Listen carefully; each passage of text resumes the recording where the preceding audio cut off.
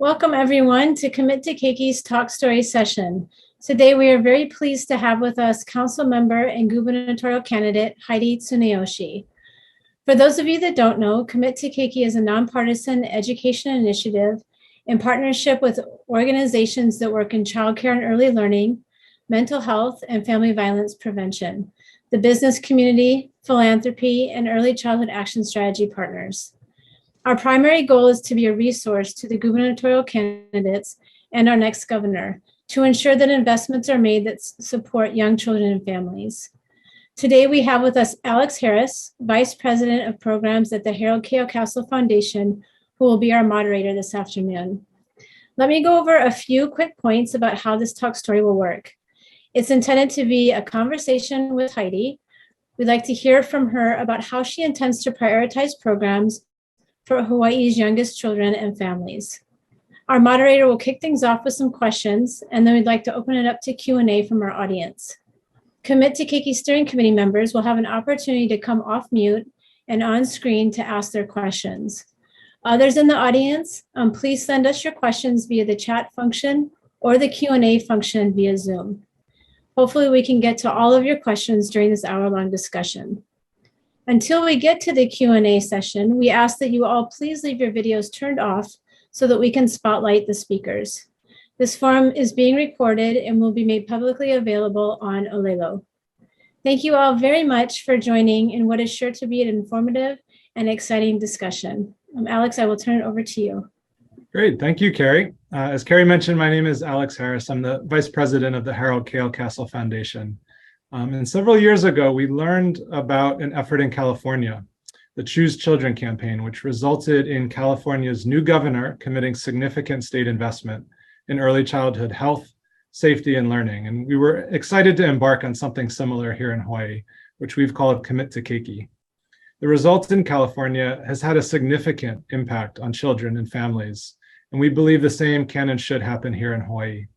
So without any further ado, it's my pleasure to introduce you to Council Member Heidi Tsuneyoshi. Heidi currently serves on the Honolulu City Council in the 2nd District, which stretches from Mililani to Mokuleia on one side, all the way over to Kahului on the other. And I understand it might have just gotten larger. She put herself through college, earning her bachelor's degree in psychology from the University of Hawaii at Manoa, and her master's degree in counseling psychology from Chaminade University, becoming a licensed mental health counselor in the state. Heidi has worked in homeless and transitional shelters, in the women's prison, with at-risk youth at Lelehua High School, Go Mules, and worked as the statewide coordinator for a child abuse prevention program. She's seen firsthand the real struggles that individuals and families are faced in our community and the challenges that make everyday life difficult. A couple of other noteworthy accomplishments I want to underline. Heidi provided the first of its kind parenting class in the Women's Correctional Center and was the statewide coordinator for a child abuse prevention program for the Department of Health. And just as importantly, she's a mom to 2 daughters. So welcome, Councilmember Tsuneyoshi. Thank you so much for joining us today. Thank you so much. I appreciate the opportunity, and thank you for all you're doing with Commit to Keiki and with the Castle Foundation supporting that. I'm so excited to be a part of this conversation and to support all that you're already doing. So thank you so much. Wonderful. Well, let's jump into some conversation and get a chance to learn more about you and some of the ideas that you have for our state. And so just to get us started, just tell us a bit about yourself and why you're interested in running for governor. Sure. So one of my passions is making sure that we're doing what's right for our future generations and to just making sure that we're leaving a legacy that we can be proud of and that we're doing all that we can for our next generations to be able to feel successful and not just surviving here, but able to thrive here for our families now and what they're going through, and especially after these years we're dealing with and the things that we've dealt with for issues within our Department of Education and Department of Health. There's just a lot that has to be done, and I'm really excited to bring a servant leadership to the office of governor and make sure that I be that hands-on representative to be able to work with all of our people and get us through these very challenging times. Oh, well said. As you know, Commit to Keiki has 3 priorities that we believe are critical for early childhood development. Access to affordable childcare and early childhood programs, access to family violence prevention and intervention services, and access for young children in their ohana for mental health supports. So let's talk a bit more detail about how your administration can support increasing access in each of these three priorities. And we can start with childcare and early learning. We recently shared with you and your campaign a statewide poll that asked voters a series of questions about the importance to them and what they believe our next governor should address when it comes to our youngest children and their ohana. Our research revealed that almost 75% of all island voters believe our next governor must invest more to create a series of high quality, publicly funded, community-based childcare and early learning programs. So I'm hoping you can talk a bit about how your administration would support both increasing access to affordable and quality childcare and learning programs. Thank you so much.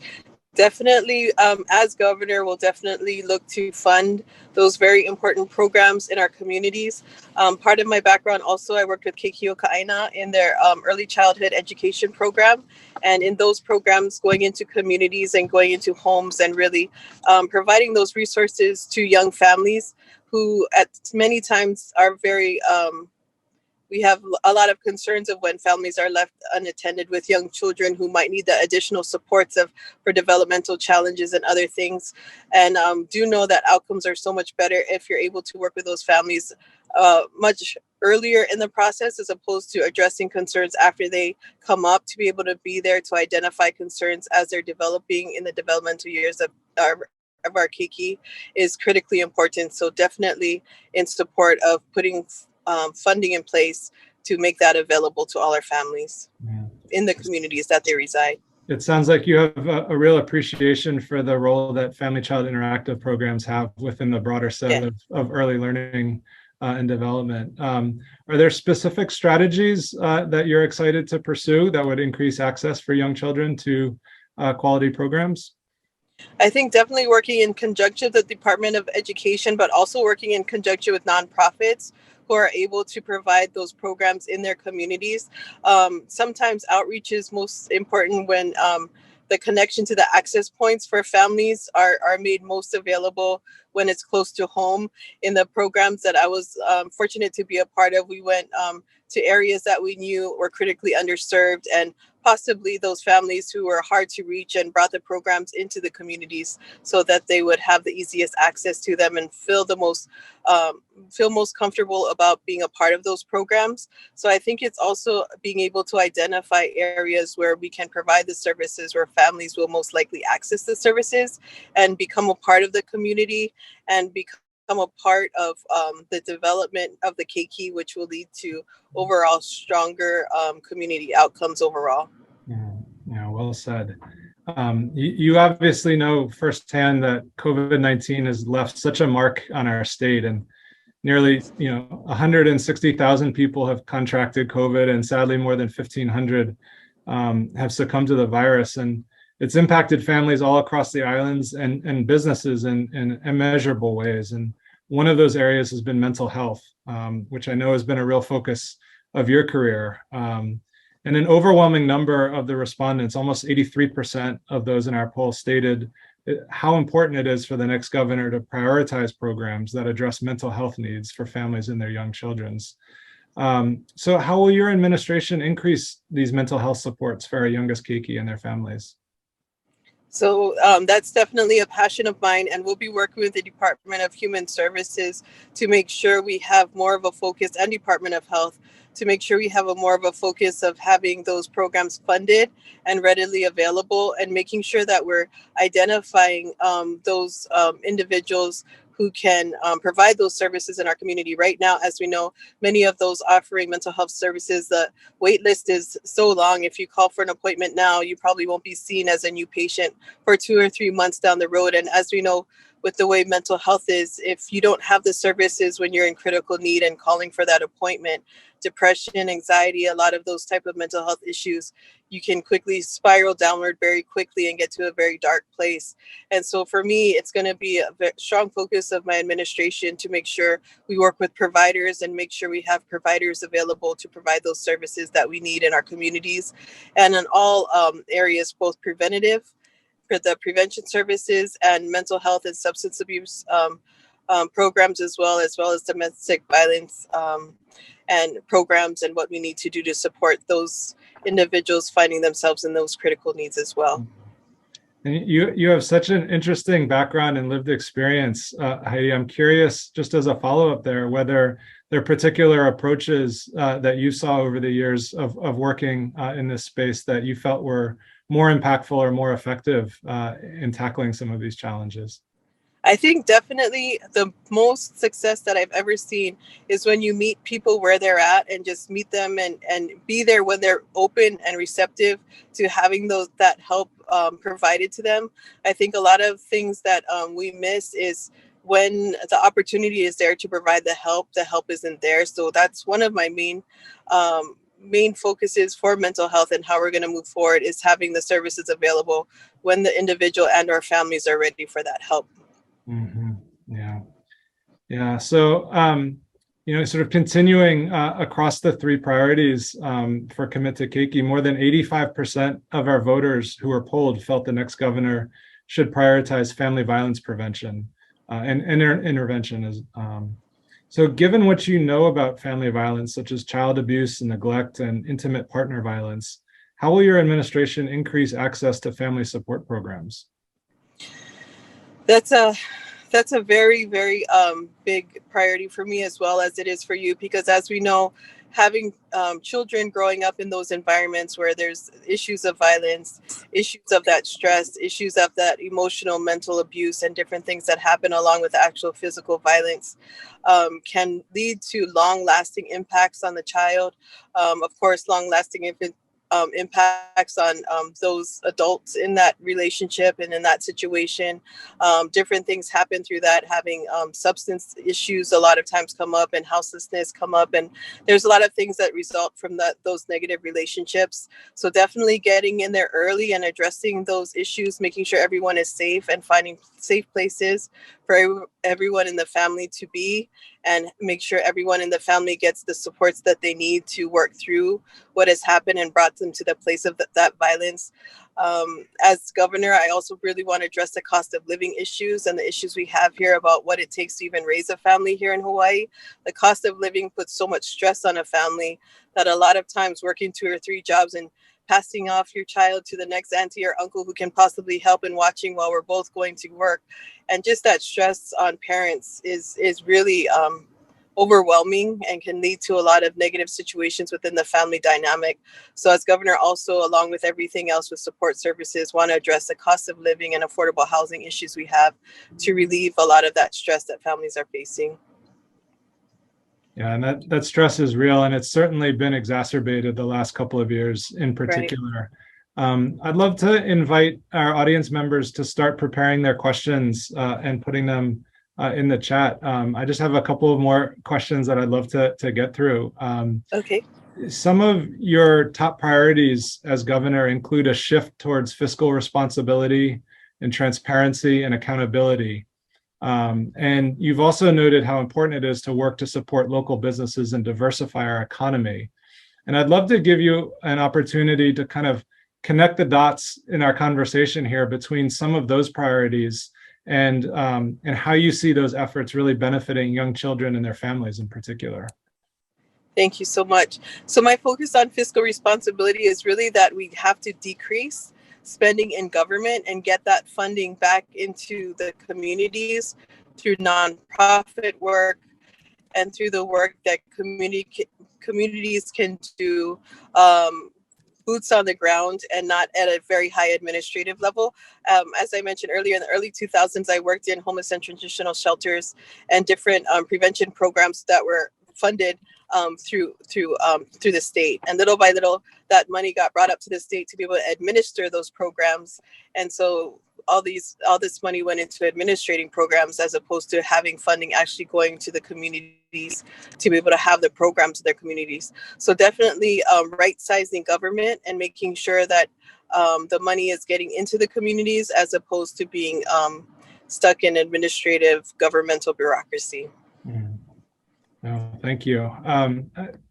This is probably my last question for now. And so again, I'd love to invite others to start jumping in, and Carrie can help us to field some of those questions. One of the issues that we've seen most sharply the last couple of years in particular is the closure of childcare slots and the loss of those spaces for our youngest children. And that's obviously increased pretty sharply as the result of the pandemic. And that contributes, as you say, to families who are stretched even more thin and having a harder time making ends meet. This is obviously a complex challenge that requires different levels and layers of government to work together to tackle. And I guess I'd love just to hear your thoughts on how you would mobilize the different layers of government to be able to increase some of these options for children birth to 5 and make those programs more affordable for families. Well, I definitely believe that all children should have access to early childcare from birth all the way through graduation and beyond. I think we definitely have to have programs available to parents to be able to have those in-home services, even if that's needed, to be able to come in and work with parents who have specific concerns about how to work with their children and have a variety of options available to parents for that support that they need.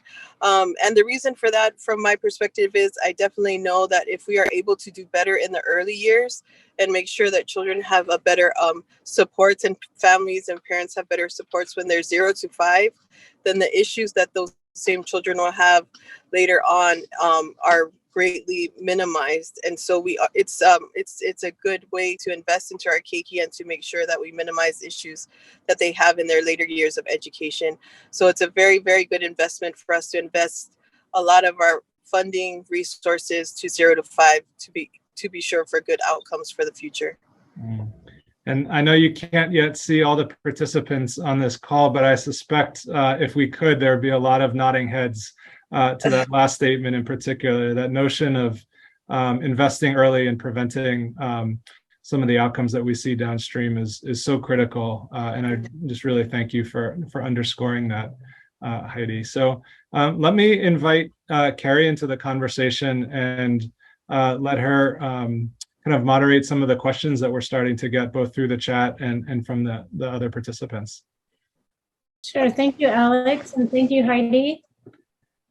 The first question is coming from Joanne Farnsworth. And so if I could please ask the steering committee members to please turn on your cameras for your videos. Hi, Joanne.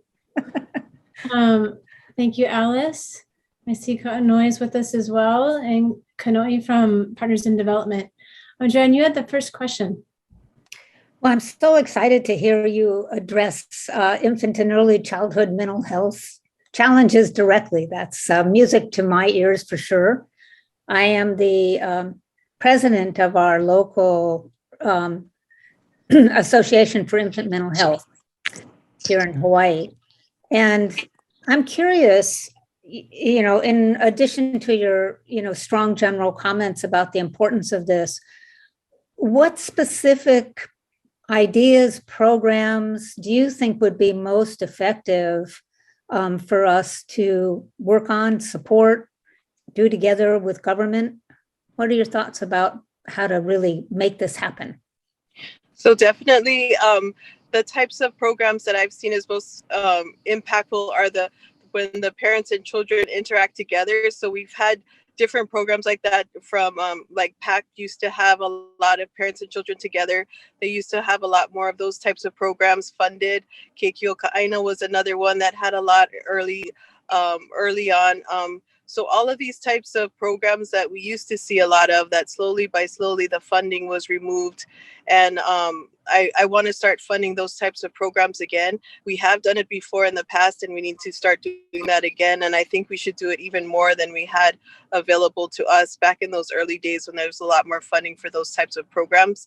I coordinated a statewide program with the Department of Health for the Parent Line. I don't know if any of you are familiar or remember the Parent Line, sure. But that was an anonymous call-in system where you would then be able to talk to parents and they could anonymously share what they're going through, and you would be able to make referrals to different programs like PACT and other programs like that. And little by little, there were there were a few referrals to make, and even when you did make the referrals, the parents would be on a wait list for a long time. And that's what I was alluding to earlier, is that when the parents are ready to have the help and they're ready to engage in the programs, we have to have the programs available to them. So really funding early childhood learning opportunities and parent programs to work with their children and learn how to be really good parents, and helping to identify what the needs are developmentally for their children. Great. That would be lovely. I'll work with you on that. Thank you so much. And that's an important part too, is working with individuals like yourself and finding how we can support each other, where the best we can put the funding so we can make the biggest impact for our children and for their parents. Thank you. Thank you. Thank you, Joanne. We have a question from Stephen Morse. And Stephen asks, as the Republican governor, would you be willing to advocate for children and family program funding from the federal government, knowing that the Republican platform on the national level is really not friendly towards funding these types of programs? How would you do that? I would definitely be in favor of fighting for the funding. And as far as party politics go, I've always been very focused on being about what's right for the people, as opposed to being beholden just to very delineated or very strict boundaries of political affiliations and political party lines. I really focus on what's best for the people, and am very comfortable with fighting for what those needs are for our people. Thank you. Thank you, Stephen, and thank you, Heidi. Alice, you have a question in chat. Yeah, I'm curious if you think that Hawaii families or more families, such as those in the middle class, need direct financial supports to be able to afford childcare, or how your administration would go about ensuring more access for those families who aren't low income enough to afford to be able to get the subsidies. And then secondly, I was wondering about workforce issues that are also affecting all three of these priorities in Commit to Keiki, and how your administration would foster a more robust workforce. Thank you so much for that question. As regards to stipends for childcare, I definitely do believe that the middle class families that are working 2 or 3 jobs to remain in the middle class definitely should be getting some assistance as well for childcare programs. It's unfortunate that with the cost of living, we have to make so much to even make it by. So even those who are having a pretty good income are still struggling a lot to make it paycheck to paycheck, really. So do think we have to relook at how we allocate funds for stipends for childcare and other things to help people who are in the workforce and trying their best to make it day by day. With regards to the workforce and how to help create better jobs for our people, that's a very another very big issue for me, and making sure that those in our communities have access to good paying jobs. Different things that come to mind right away is making sure our teachers are having the pay and the salary that are compensated in similar fashion to how they are in other states, making sure our teachers are paid better, and making sure that we have a diversified economy with different jobs that provide good job opportunities for our people. Right now, as we know, our economy is narrowly focused on tourism, and we need to definitely diversify our economy and help small businesses grow and do different things like agriculture and different types of industry that gives a lot more opportunity for people to have good jobs here in the state. Thank you, Alice, and thank you, Heidi. The next question is coming from Kanoi. Aloha, thank you. So my question is, our families are, diverse in different nationalities, but how do you support families in their cultural based support, on their learning in different programs after school, whatever it may be, to give that extra support to our opana and the caregivers for our keiki? Thank you so much. That's why I'm very focused on making sure that we support community efforts for childcare, early childcare, and different programs for our Keiki, because different communities know specifically where their community leaders are and what the opportunities are for how to develop a strong community-based learning. And definitely as governor, we'll look to different communities to see where those strengths are and the types of programs that you feel would work best for your community. As a council member for District 2, I represent various communities such as all the way from Milani Maka to Ha'ula and Kahalu. So within all that area, there's a lot of different communities, and each one addresses childcare and different community-based programs in a different way. And I think that's really, as governor, what I will be doing is working with each community to find what kind of programs work best for them. Thank you. Thank you. Thank you both. Ka'anoi. Aloha, Heidi. Aloha. Hi, how are you? Doing good. Nice to see you. Nice Okay, to so see my question probably could be refined better, but here it is.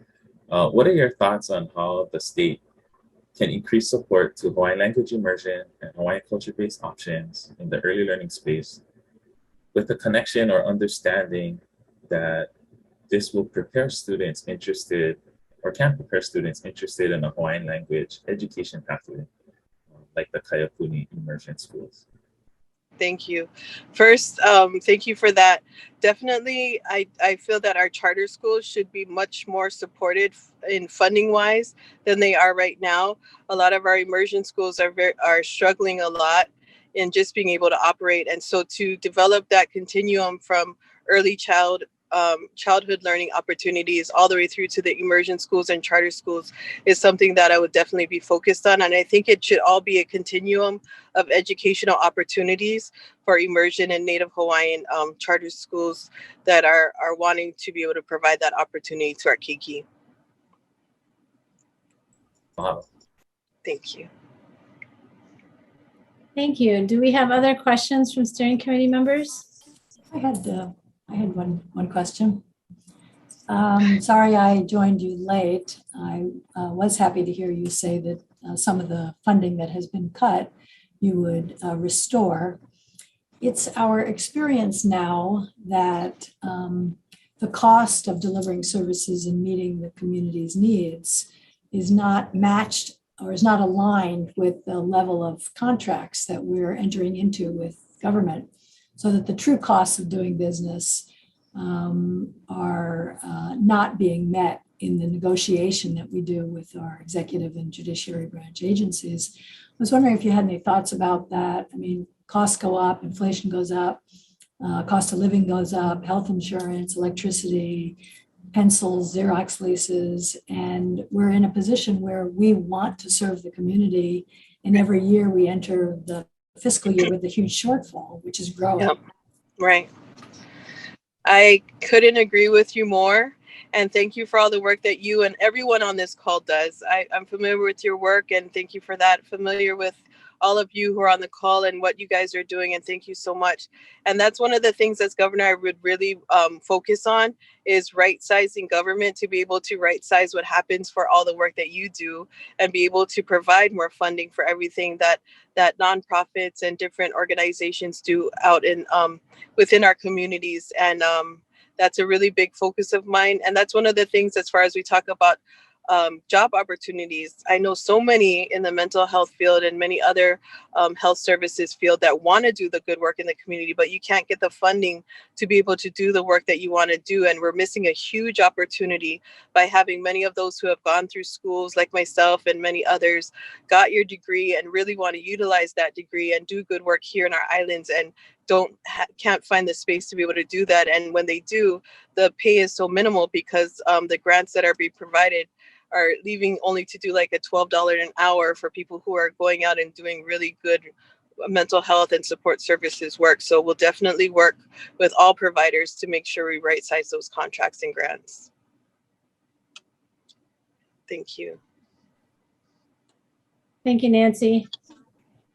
Heidi, I had a question about how we pay for So as you know, and as we had discussed previously when we met, Hawaii ranks 7th from the bottom nationally in state investments in children. And so looking at creative ways of raising those funds that are required to support all of the programs that we've talked about today will have to take place, right? We can't do this without increased funding. So what would be, in the poll, we asked voters, would you be willing to pay for this if it costs, and we just threw out a number, $1 billion. And 62% of voters said, yes, we would definitely support that cost and we will help pay for it. We then took the risk and asked, let's double that and see what voters say. And we said, what about 2 billion? And 68% of voters said, yes, we would help support it at 2 billion cost, which surprised us. What would be some of your strategies for raising the required funds to meet Nancy's request of making sure the contracts reflect what's needed, and then also do the expansion of services that we know that are required? Sure. So as a baseline, the good news is, and the bad news about why it hasn't happened yet, but the good news is there's a lot of federal money that is out there for us to take advantage of, that both at the city and local levels haven't been appropriated in the ways that it comes straight to nonprofits and early childcare and different things like that. So first and foremost, we'll look to really utilize and make the best use of all our federal opportunities to get those federal monies here. At the local level, we have the community-based development grant funds that initially almost in entirety went to nonprofits, and now due to different administrative issues, they're used for other things.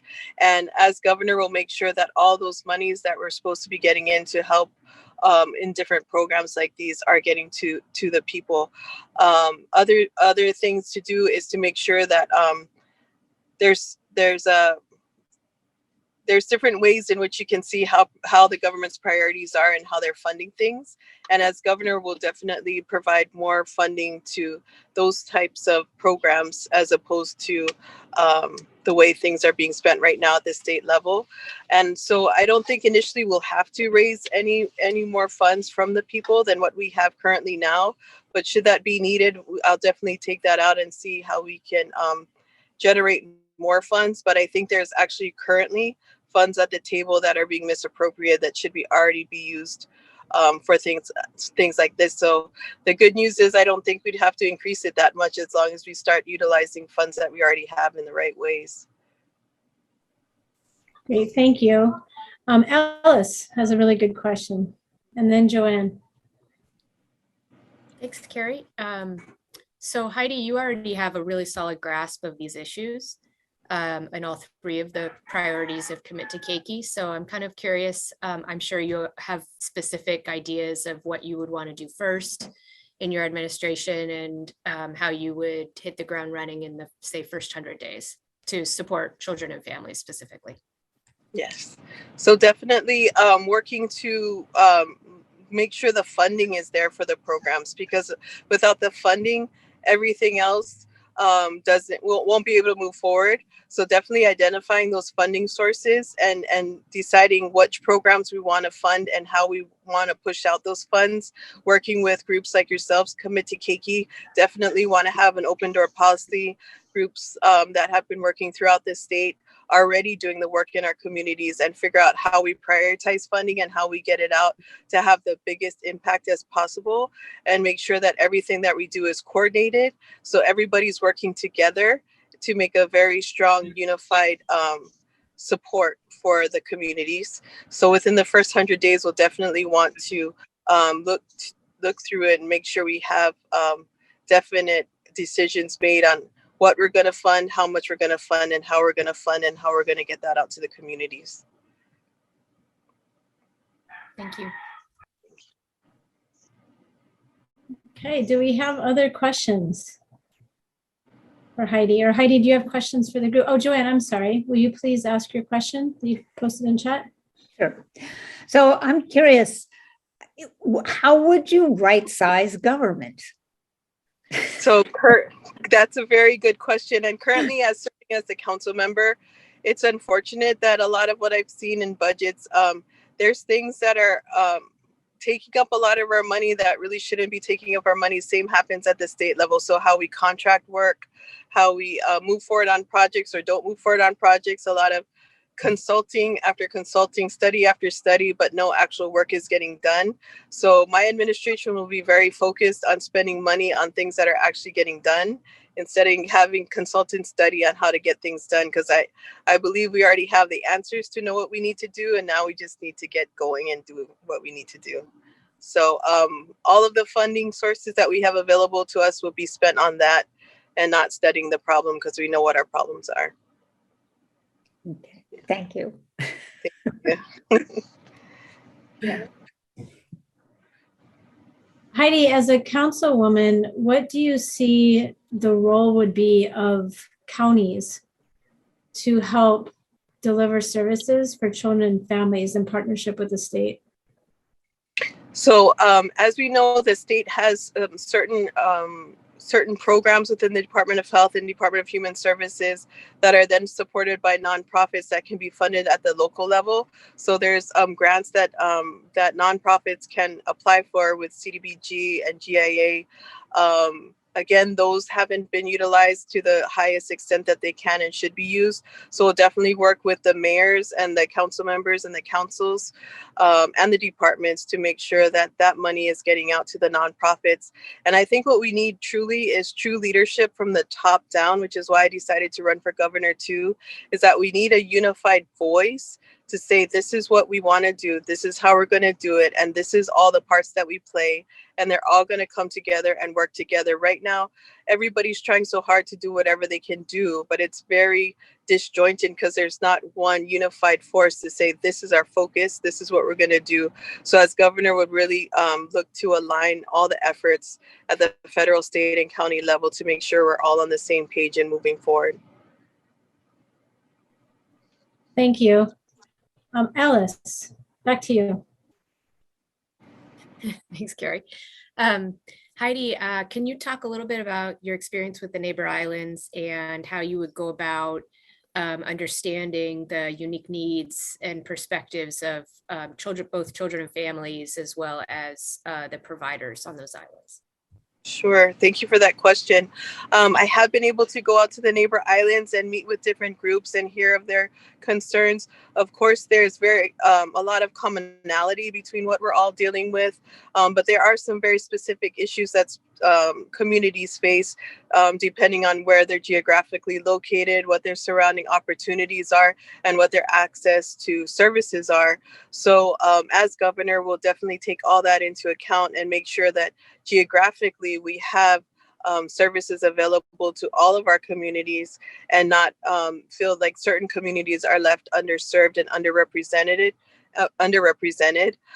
Currently, as I mentioned, I serve a lot of rural Oahu, and we deal with those same issues, is that it feels like a lot of services are centralized in urban Honolulu while the rural communities are left without services. So definitely we'll be focused on rural and neighbor islands to make sure we all have the services we need in our communities. Thank you. Thank you.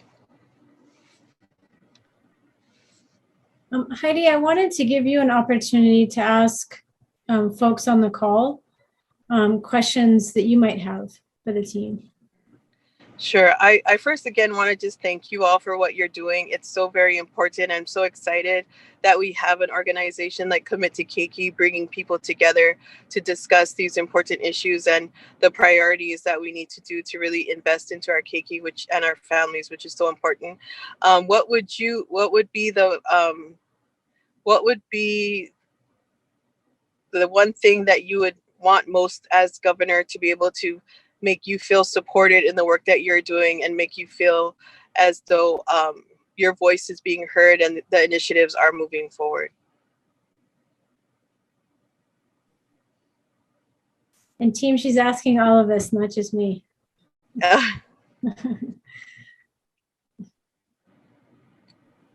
Perhaps we could all put our ideas in chat. I would love that. Or we could popcorn them. I think it would be great to have an early childhood liaison in the governor's office. I will definitely take that suggestion into strong consideration and definitely look to doing that. In fact, yes, that's a very good idea. Thank you. And I would like the governor's office to be meeting frequently with community in a structured way so that they can get the beat that's on the ground of what's really happening. Oftentimes there's that disconnect. Yes. So figuring out what that structure would look like in a meaningful way that meets the needs of the governor's office and the providers, I think is important. Thank you. To that point, I think it's very important as our work in our communities is so dynamic and things change so quickly. And I think especially coming out of everything we've been through with distance learning and the isolation that many of our children face, we could be seeing a lot of things that we aren't yet realizing and don't yet see. So moving forward, I would definitely appreciate having regular meetings together and would like to set that up to see boots on the ground. What are we seeing? How do we need to adjust? What new issues are we seeing popping up, and how do we address those as soon as possible? So would definitely appreciate that. Stephen Morse put into chat to please make sure that our social safety net remains intact. Definitely. Yes. And needs to get stronger. Right now, our safety net isn't very strong at all. And we definitely strengthen it. So definitely we'll be working towards that.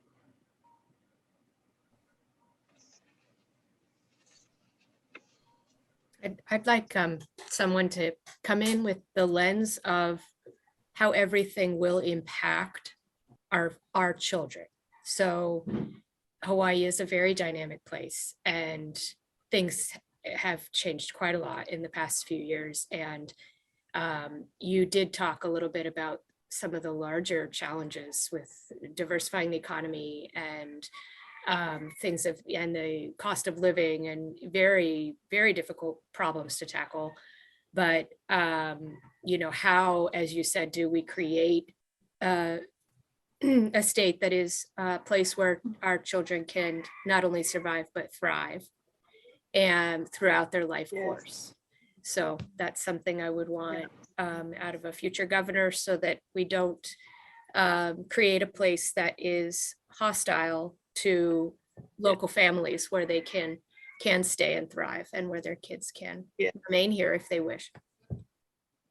That's definitely a focus of mine as the mother of two children. I don't know if I mentioned this already, but my girls are 24 and 22. And seeing them look to me and say, Mom, what are we going to do? We definitely can't make it here.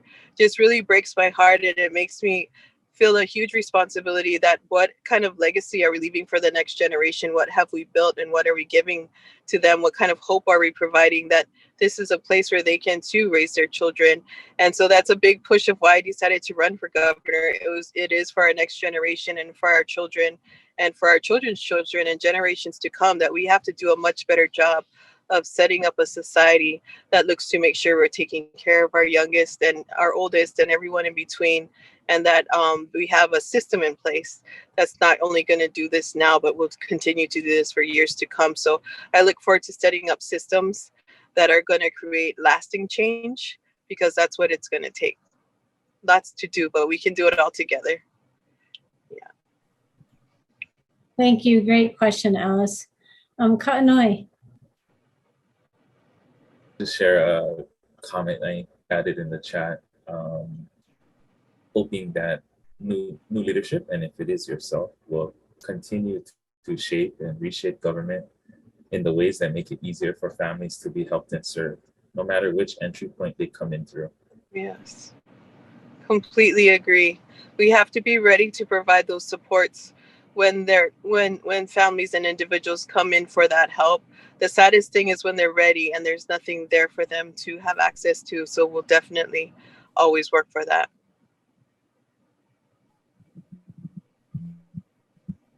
Thank you. I think I would like to see sustained enthusiasm by our leaders. We get very aroused and engaged when we're either facing an enormous crisis or when it's election season. And so what I would love to see is sustained leadership that demonstrates over and over the Yes. commitment to the issues that we're all talking about and in service to the community. So I thank you for your commitment to that. Thank you so much. Thank you. And that is definitely going to be sustainable by creating that system in place too, because I think people will get really engaged when they see it's working for us again. We can come back and we can do the good work that we do and not have the burnout that we see from a lot of people trying to do the good work and then there's nothing there to support them. So I completely agree that it needs to be sustained and we need to keep that enthusiasm to do the right thing. And thank you for all you do for that too. Thank you. Kanoi, you had a comment in chat.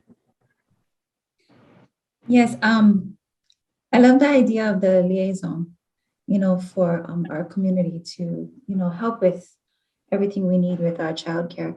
But also wanting to have that person possibly help you in finding a way where a lot of our kupuna are, raising their mo'opuna now. And what they did with their own children is now completely different from what they're doing with now. So a lot of them don't have the technology savviness that, how do we help them, help our Keiki as they grow? Yes, that's a very good conversation that we need to have, especially we saw that through the distance learning situation that a lot of our kupuna were caring for the keiki that were doing distance learning. They didn't know how to do the Zooms and all these other things that was happening. And we do need to support them for sure. So we need to see caregiving as a multi-generational approach in a lot of ways, because mom and dad is working 2 or 3 jobs. They do spend a lot of time there. And to have programs that can help them work with their mo'opuna and make sure that they understand how to deal with this new type of world we're living in is going to be very important. Yeah.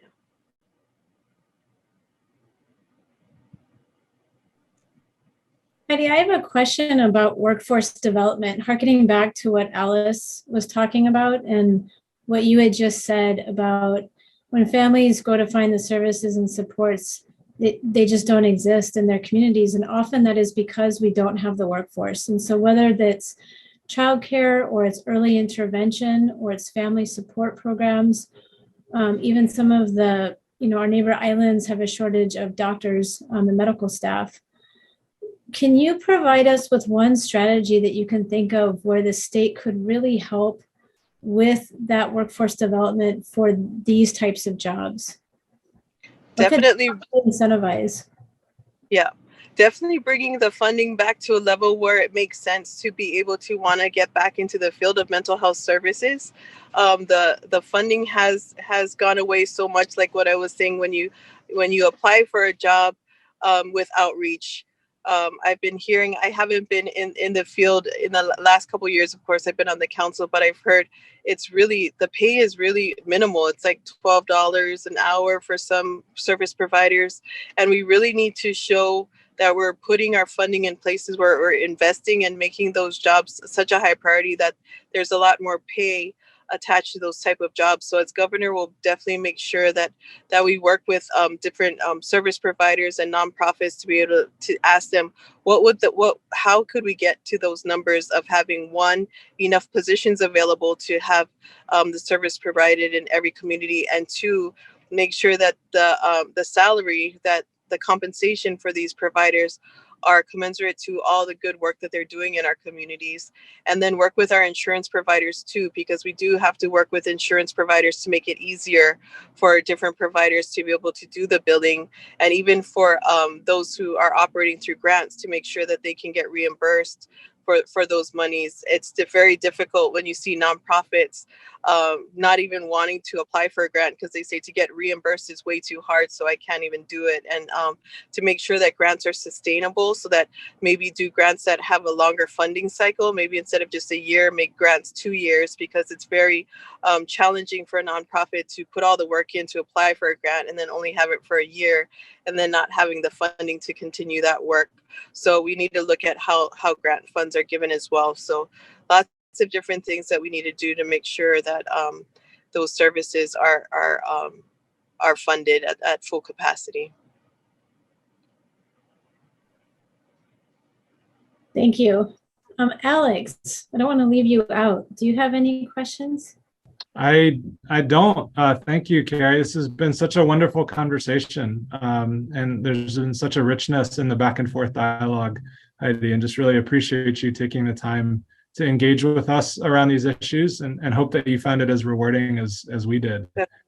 Thank you. Yeah. So, just for everyone in this call right now, if you like what you heard and want to learn more about Heidi's campaign, you can do so at www.heidiforhawaii.com.